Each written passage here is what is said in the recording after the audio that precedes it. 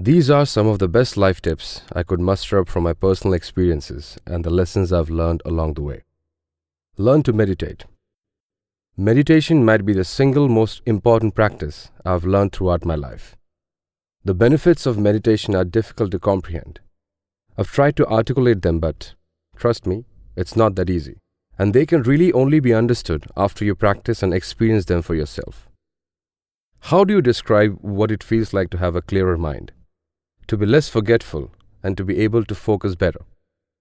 How do you describe feeling less stressed to someone who's been overloaded for as long as they can remember?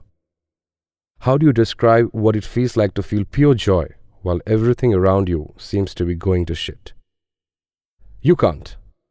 You'll just have to trust me and try it for yourself.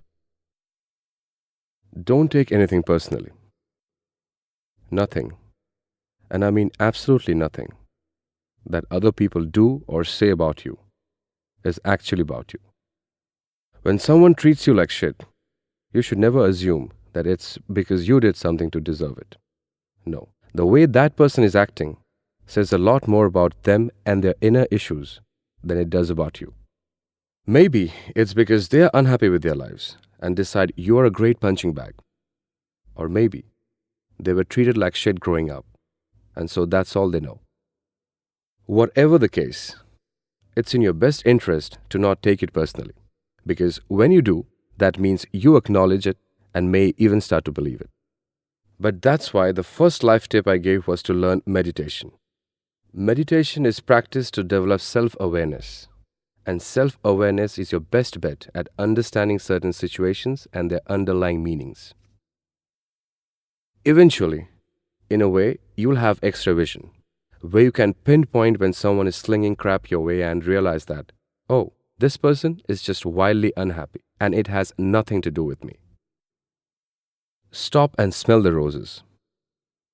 Every night at 9:50 p.m., I have a reminder on my phone that says gratitude. If I haven't already done it for the day, that's the time I'll stop what I'm doing, pause for a moment, and appreciate something simple around me. Doing this instantly boosts my mood. It serves as a little reminder to just stop and smell the roses every once in a while.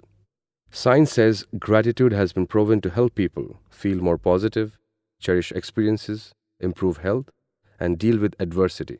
At least that's what those Harvard folks say. Appreciate struggle. As civilization has evolved, people have gotten softer. In many ways, life has become easier. First, we had to go out in public and watch a play if we wanted to be entertained. Gross. Then came movie theaters.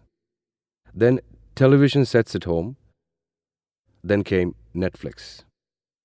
And now people are watching more than 7 hours and 50 minutes of television per day. What a hard life. Yet people still find a way to bitch and moan about pretty much everything. Anyways, I like to mimic Joe Rogan in saying that I fully believe struggle makes people better. People need struggle. It makes you tougher, both physically and mentally, and prepares you to handle the constant ups and downs of day-to-day living. If you deliberately practice struggle, by means of physical exercise, hard labor, doing things that make you feel uncomfortable, doing things you're bad at, doing things you're afraid of, you become used to struggle because you've practiced it, you've lived it, and you know it's nothing you can't overcome. I try to do something every day that sucks, and by keeping the mindset that purposeful struggle is good, it's not so bad. Get some sleep. I really don't have much to say here that hasn't been said a million times before. Proper sleep reduces stress, is essential for your hormone regulation, which I've learned means basically everything about how you feel, reduces inflammation, lessens anxiety, and most importantly, makes you feel alive. Read. If there's one success habit I would have anyone pick up, it would be to read. For starters, you can learn a lifetime of someone else's knowledge in a few hours on practically any topic you are interested in. Second, we are all much more affected by our environment than we realize. Think about what happens when you hang around people who are always complaining. Usually, you start to complain too, and if not, you certainly have the urge to. Truth be told, whatever surrounds us influences us. If you read books about success, happiness, or other uplifting things, you will start to think in a certain way.